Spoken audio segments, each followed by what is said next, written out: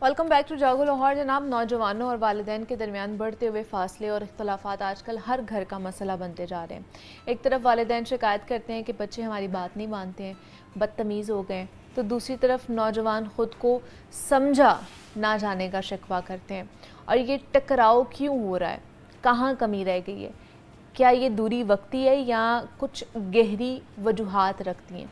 आज हम यही जानने की कोशिश करेंगे कि इन इख्तलाफात की असल वजह क्या है और कैसे वालिदैन और टीनेजर्स के दरमियान रिश्ता मजबूत और समझदारी पर मबनी बनाया जा सकता है। तो इस पर बात करने के लिए हमारे साथ काशिफ फराज साहब आज मौजूद हैं, माहिर नफ्सियात हैं, उनसे बात करते हैं।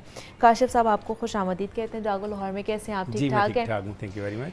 काशिफ साहब, आजकल टीनेजर्स और वालिदैन का बड़ा ही मामला जो है ना, ये नहीं मैं कहूँगी कि ख़राब होता जा रहा है, थोड़े से इख्तलाफात ज़्यादा होते जा रहे हैं। अगर ये कहा जाए तो गलत नहीं होगा मुझे लगता है, बिकॉज़ हर घर में एक जेनज़ी, दो जेनज़ी मौजूद हैं और जहाँ पर फिर इख्तलाफात आते हैं, वालिदैन कहते हैं जी हमारे बच्चे हमारी बात नहीं मान रहे हैं, बदतमीज़ी करते हैं, बच्चे कहते हैं कि हमें समझा नहीं जाता, हमें सुना नहीं जाता, आपको हमारी समझ नहीं है, हम क्या चाहते हैं आपको नहीं पता। तो ये इख्तलाफात बढ़ते जा रहे हैं, क्या वजह है इसकी? जी, ठीक कहा आपने, बहुत ही अहम मौजू है टीनेजर्स के हवाले से। पहले तो मैं आपको बताऊं कि एक माँ ने आके मुझे एक किस्सा सुनाया क्लिनिक में। वो एक जुमला है उस बच्चे का जो उसने माँ को अदा किया, मैं समझता हूँ कि शायद वही आज हमारा मौजू है। वो कहती है कि अपने वालिद के सख्त रवैये की वजह से मेरा बेटा खामोश रहता था। तो एक दिन मैंने बड़ा रोते हुए अपने बेटे से कहा कि बेटे आप बात क्यों नहीं करते? तो मेरे बेटे ने कहा अम्मी, अगर मैं बोलूँगा तो तल्लक ख़त्म हो जाएगा और अगर मैं खामोश रहूँगा तो मेरा दिल ख़त्म हो रहा है। तो शायद कहीं ना कहीं ये खामोश चीख है उस नौजवान नस्ल की जिसकी आप बात कर रहे हैं, कि जो अगर बात करती है तो ऐसे लगता है जैसे कि वालिदैन और बच्चे के दरमियान तल्लक टूट रहा है, जैसे कि आपने ज़िक्र भी किया। और अगर वो बात नहीं करते तो हमें ये अंदाज़ा होना चाहिए कि बच्चा अंदर ही अंदर मजबूत नहीं हो रहा, वो अंदर ही अंदर कहीं ना कहीं ब्रेक हो रहा है। जब वो खामोश होता है तो एक्चुअली वो एक बहुत बड़ी चीख है जो हमें सुनाई नहीं देती। अगर आप बच्चों के मसाइल के ऊपर गौर करें पूरी वर्ल्ड के अंदर के हो क्या रहा है, तो APA कहती है कि 87% बच्चे वो हैं जो नींद के मसाइल का शिकार है। 87%। यानी आप अंदाज़ा लगा सकती हैं कि अगर आपके मुल्क में 14 करोड़ बच्चे हैं तो उसमें से 12.5 करोड़ बच्चे नींद के मसाइल, यानी कि जो रात को जागना, दिन को सोना, गलत किस्म की आदत, जिसमें मीडिया का भी एक रोल है, यानी सोशल मीडिया, उसके मोबाइल का, लेकिन जो भी वजूहात हों। 74% बच्चे वो हैं जो ये समझते हैं कि उन्हें वालिदैन की तवज्जो नहीं मिल रही। यानी हमें इग्नोर किया जाता है, या हम पर ज़रूरत से ज़्यादा सख्ती की जाती है, या हमारा ख्याल नहीं रखा जाता। इसी तरह से वो कहते हैं 75% बच्चे वो हैं जो अपनी जिस्मानी साख्त की वजह से, चेहरे के नकूश की वजह से, अपने रंग की वजह से, अपनी बॉडी शेप की वजह से वो बीमारी या किसी परेशानी या किसी उलझन का शिकार हैं। फिर APA कहती है कि 73% बच्चे वो हैं दुनिया में जो टाइम मैनेजमेंट को अंडरस्टैंड ही नहीं करते, को हुनर ही नहीं उनके पास कि अपने वक्त को मैनेज कैसे करना, सही इस्तेमाल कैसे करना। वो कहते हैं 89% बच्चे दुनिया में वो हैं, यानी कि मेजर तादाद है, 89 के बाद पीछे क्या रह गया, जो तालीमी नाकामी की वजह से परेशान हैं, यानी उनके पेरेंट्स खुश ही नहीं हैं उनसे कि वो तालीमी तौर पर अच्छी कारकर्दगी दिखा रहे हैं। और 53% बच्चे वो हैं, और इस पे बहुत गौर करने की ज़रूरत है मुझे और आपको, 53% बच्चे वो हैं जो ऑनलाइन या ऑफलाइन बुलिंग का शिकार होते हैं, घर में भी और बाहर भी। पाकिस्तान की मैं रिसर्च सिर्फ आपको इस मुल्क की बताता हूँ कि 34% बच्चे वो हैं जो ज़हनी बीमारियों का शिकार हैं। 34%, जिस कौम की 34% टीन एज ज़हनी बीमारियों का शिकार हो जाए, मुझे बताइए उसने किस तरह से सर्वाइव करेगी और उसका फ्यूचर क्या होगा। फिर आप ये देखिए कि हर 10 में से एक बच्चा वो है मनीबा जो ख़ुद को सेल्फ हार्म, यानी ख़ुद को किसी न किसी तरह नुकसान पहुंचा रहा है, या वो काटता है ख़ुद को, या वो किसी छुरी से, या अपने नाखून से, या अपने दांतों से, या किसी भी जिस्म के पार्ट से। और ये मेरी नहीं, यूनिसेफ की पाकिस्तान के ऊपर रिपोर्ट है। ऐसी सूरत हाल में अगर पेरेंट्स भी अपने बच्चों के साथ کھل کر گفتگو نہیں کرتے، ان کو جذباتی وقت نہیں دیتے، ان کو کوالٹی ٹائم نہیں دیتے، ان کی بات کو انڈرسٹینڈ نہیں کرتے، تو مجھے بتائیے وہ بچے کہاں جائیں اور کس سے ذکر کریں؟ یقیناً وہ بچہ پھر باہر جائے گا، سوشل میڈیا پہ جائے گا، جو باہر اس کو انفارمیشن دے رہا ہوگا، سمجھا رہا ہوگا، بتا رہا ہوگا، اس کا بچے سے کوئی جذباتی تعلق نہیں ہے، اس کا بچے سے کوئی خونی تعلق نہیں ہے، وہ اپنے علم اور اپنی ایک خاص بصیرت کے مطابق ہو سکتا ہے، ٹھیک بھی کہہ رہا ہوں، لیکن وہ بچے کی کیونکہ مستقبل کو، بچے کی عادات کو نہیں سمجھتا، ضروری نہیں کہ بچے کے لیے وہ ہو سکتا ہے زہر قاتل ہو وہ.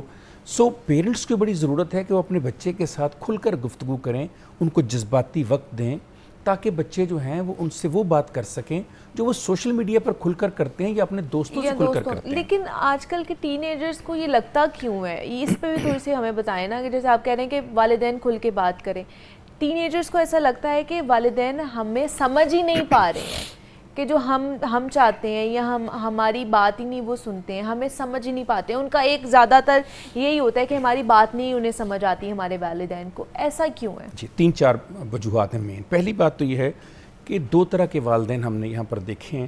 ایک وہ ہیں جو حد سے زیادہ سختی کرتے ہیں بچوں کے اوپر، اتنی سختی کرتے ہیں کہ ان کا خیال ہے کہ بچے کو ہم سے کھل کر بات نہیں کرنی چاہیے. وہ جو ایک شیر کی آنکھ سے دیکھنے کا ایک کانسیپٹ تھا، اس کو شاید اس طرح سے انہوں نے لیا ہے کہ بچہ اپنی بات ہی نہ کرے، وہ دب کے رہے پیرنٹس کے آگے. اس کے مقابلے میں دوسرے پیرنٹس جو اتنے لاپرواہ ہیں، خصوصی کچھ علاقے ہیں، کچھ خاص طرح کی کہہ لیں جنریشن ہے جو سمجھتی ہے کہ جی بچے اپنی زندگی خود گزاریں، پیرنٹس اپنی گزاریں ہیں، بچے اپنی گزاریں. نمبر 2، سوشل میڈیا کا بے قابو ہونا. ایک بے قابو جن ہے جو بچے کو پوری رات، مجھے نہیں اندازہ منیبہ آپ کتنا اس ٹاپک کے ساتھ ان ٹچ ہیں. میں کیونکہ کلینک کرتا ہوں، ڈیلی میں پیشنٹس دیکھتا ہوں. 99% منیبہ ایشوز یہ ہیں کہ بچہ پوری رات موبائل فون پہ سوشل میڈیا پہ گیمز کھیلتے ہیں، پھر گیم والی حرکات بھی کرتے ہیں، یعنی وہ رسک فیکٹر جو ہے. اور آج کل تو ویسے بھی گھر پہ ہیں بچے، فری ہیں، چھٹیاں ہیں، آپ کو پتہ ہی ہے آج کل تو دھڑا دھڑ یوز ہو رہا ہے فون. اب ایسے موقع پہ جب یہ میں نے 2 مسئلے آپ کو بتائے کہ پیرنٹس کا، تو اس وقت بڑی ضرورت ہے کہ بچے کو جذباتی ضرورت ہے آپ کی. سوال یہ ہے کہ بچہ سوشل میڈیا پر گیم پر کیوں جاتا ہے، پیرنٹس سے بات کیوں نہیں کرتا. بات یہ ہے کہ سوشل میڈیا کے اوپر کہیں پر بھی ڈس لائک کا بٹن نہیں ہے. زندگی میں ڈس لائک زیادہ ہے. جو بچے کی دلچسپی ہے، کیا کبھی پیرنٹس نے بچے کی دلچسپی میں دلچسپی لینے کی ضرورت محسوس کی زندگی میں کبھی؟ مثلاً والد کے طور پہ میں گھر آتا ہوں، میرا بچہ جو ہے وہ موبائل پہ ٹی وی پہ گیم کھیل رہا ہے، کیا کبھی میں نے کوشش کی کہ میں اس کے پاس بیٹھ کر 10-15 منٹ کم از کم کھیل نہیں سکتا، اس کی گیم دیکھوں؟ کیونکہ جو ہی میں اس کی گیم دیکھوں گا، اس کی انٹرسٹ میں انٹرسٹ ہوگا، کل میرے انٹرسٹ میں وہ بھی انٹرسٹ لے گا. اب ہوتا ہی ہے کہ میں آتے ہی مجھے پہلے تو مدر جو ہیں وہ گھر میں کہتی ہیں تمہارے ابو آنے والے، ٹی وی بند کر دو، موبائل بند. وہ سمجھتا ہے کہ باپ میرا دشمن ہے، ماں مجھے سیف کرتی ہے. تو مدر ایکسیپٹنگ فادر ریجیکٹو بیہیویئر ایک بہت بڑا ایلیمنٹ ہے ہماری سوسائٹی میں. اس کے بعد باپ یہ سمجھتا ہے کہ میرا کام صرف بچے کو پڑھنے کی تلقین کرنا ہے، سختی کرنا ہے، اس کی دلچسپی میں دلچسپی لینا نہیں ہے. وہ جو کوالٹی ٹائم تھا جس میں بچے نے پیرنٹس سے کھیلنا تھا، جو پرانے دور میں جیسے پیرنٹس گراؤنڈ میں لے جاتے تھے، گراؤنڈ تو خیر ویسے ہی ختم ہو گئے، لیکن کم از کم جو بچے کی دلچسپی ہے، فار ایگزامپل بچہ آپ کا اچھا آرٹسٹ ہے، ایکٹر ہے، ٹی وی پہ کام کرنا چاہتا ہے، گانا چاہتا ہے، کئی شوق ہو سکتے ہیں. چلیں آپ اس کو اس شوق کو 100% نہ کرنے دیں، بھئی 50% اس کی دلچسپی میں دلچسپی تو لے لیں، تاکہ اس سے لگے کہ یہ میرے پیرنٹس سے میری بات کرتے ہیں، مجھے لائک کرتے ہیں. پھر ہم نے دیکھا کہ بچے سے گفتگو نہیں ہم کرتے، ہم بچے کو لیکچر دیتے ہیں. اب کتنی بار بچہ وہ لیکچر سنے گا؟ تنگ آ جاتا ہے بچہ وہ لیکچر سن کے.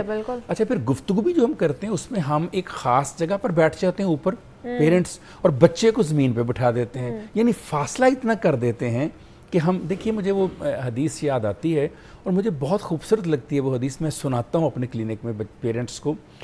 ایک صحابی رسول صلی اللہ علیہ وسلم کی گفتگو سن رہے تھے، ان کا ایک بیٹا آیا، اس نے پیار سے چوما اور اپنے ایک زانوں کے اوپر ان کو بٹھا لیا. آپ کو بڑا اچھا لگا رسول اللہ صلی اللہ علیہ وسلم کو. تھوڑی دیر میں اس کی بیٹی آئی وہاں پر، اس نے اس کو چوما اور سائڈ پہ بٹھا دیا. آپ نے اپنا بولنا روک دیا، آپ جو ارشاد فرما خاموش ہوئے. آپ نے اس سے کہا کہ آپ نے بیٹی کے ساتھ وہ سلوک کیوں نہیں کیا جو آپ نے بیٹے کے ساتھ کیا؟ بیٹی کو آپ نے دوسرے زانوں پہ کیوں نہیں بٹھایا؟ تو اس نے کہا یا رسول اللہ میں نے سمجھا کہ کافی. آپ نے کہا نہیں، یہ بچوں میں جو تفاوت کر رہے ہو تم، فرق کر رہے ہو، یہ کل تمہاری جنریشنز کے اندر چلا جائے گا. تو میں اکثر لوگوں کو کہتا ہوں کہ رسول اللہ صلی اللہ علیہ وسلم نے کتنی باریک بینی سے یہ مشاہدہ کر کے ہمیں بتایا کہ جو آپ بچوں میں فرق کرتے ہیں. اب منیبہ دیکھیے، ایک گھر میں اگر 5 بچے ہیں، سارے برابر نہیں ہو سکتے. اگر ایک ڈاکٹر بن گیا ہے، ایک انجینئر بن گیا ہے، تو کیا ضروری ہے کہ پانچوں کے پانچوں ڈاکٹر؟ تو یہ توازن کرنا، مقابلہ کرنا، تمہارا بھائی تو یہ بن گیا، تم کیا ہو؟ بھائی ہو سکتا ہے یہ بہت اچھا آرٹسٹ ہو سکتا ہے یہ بہت اچھا پینٹر ہو سکتا ہے یہ بہت اچھا ماہر نفسیات ہو، کچھ بھی بن سکتا ہے، بالکل ایسے پائلٹ بن جائے کل، کچھ بھی. تو آپ اس کی اپنی جو اندر کی خواہش ہے اس کو مار رہے ہیں صرف اس لیے کہ میری خواہش کے مطابق وہ نہیں ہے. یہ تو آپ کے بچے ہیں نا، یہ کوئی ایک کھلونا تو نہیں ہے کہ جو آپ جائیں بازار سے پیسے دیں اور اس طرح سے آپ اس کو مولڈ کر دیں جیسا آپ چاہتے ہیں. ان کی ایک اپنی زندگی ہے، ایک اپنی سوچ ہے، ایک اپنا دماغ ہے، ایک اپنا طریقہ ہے. پھر یہ ہے کہ جو سماجی طور پر ہم فرق کرتے ہیں بچوں میں کہ فلاں کا بچہ جو ہے وہ تو بڑا تمیز والا ہے، وہ تو ایسے ساتھ باپ کے کھڑا ہوتا ہے، وہ تو ایسے کرتا ہے. اب بچہ ایک آدھ دفعہ تو آپ کی بات سن لے گا، سمجھ بھی لے گا، لیکن جب بار بار بچے کا موازنہ دوسروں کے بچوں سے آپ کریں گے تو پھر بچہ یہی کہے گا نا جو ان کے بچے لے ہیں اب گھر میں، پھر مجھے نکال دیں پھر. یہ ساری باتیں ہیں جو پیرنٹس کے ساتھ بچے کو بات کرنے میں رکاوٹ پیدا کرتی ہیں. سوشل میڈیا پہ جب وہ لکھتا ہے تو وہاں پر اس کو کوئی یہ نہیں کہتا تم غلط کہہ رہے ہو، کوئی یہ نہیں کہتا پڑھا کرو، کوئی یہ نہیں کہتا یہ تم ٹائم کیوں ضائع کر رہے ہو، بلکہ وہ کہتے ہیں کہ بہت اچھا لگتا ہے جب تم لکھتے ہو، جب تم اپنی تصویر اپلوڈ کرتے ہو. پیرنٹس ان کو اس بات کے اوپر جو اس کی تعریف نہیں کرتے. تو کیا کریں؟ پیرنٹس کہتے ہیں ہم نے یہ بھی تو کہنا ہے نا، ان کے لیے یہ بھی بھلائی کا کام ہے کہ پڑھیں، آپ اچھا بنیں، آپ کے اندر جو ہے طور طریقے آپ کو آنے چاہیے، سوسائٹی میں کس طرح مینرزم آپ کو سکھانا ہے. بہت اچھی بات آپ نے کی. کس طرح سے میں کوشش کروں گا کہ کوئی 10 چیزیں پیرنٹس کے لیے آج میں لایا ہوں کہ اس ایج کے بچوں کو 10 بڑے زندگی میں مسائل ہیں. ٹھیک ہے، برائے مہربانی ان مسائل کے اوپر بیٹھ کر بچے کے ساتھ گفتگو فرما لیں. جو پہلا بچوں کا، اور یہ میں جو بات کر رہا ہوں یہ پاکستان میں اور 121 دیگر ممالک میں ریسرچ ہو چکی ہے کہ خاص طور پہ جب سے یہ فلم آئی ہے ٹین ایجرز کے حوالے سے، آپ کو پتہ یو کے کی، جس نے بہت ہی مطلب ورلڈ میں ایک پیدا کیا ہے، اس کے بعد بہت ریسرچز ہوئی ہیں کہ ٹین ایجر کے ایشو کے ہیں. پہلا ایشو والدین کی ناراضی. بچہ اس بات سے اتنا ڈرتا ہے پوری ورلڈ میں کہ میرے پیرنٹس ناراض نہ ہو جائیں.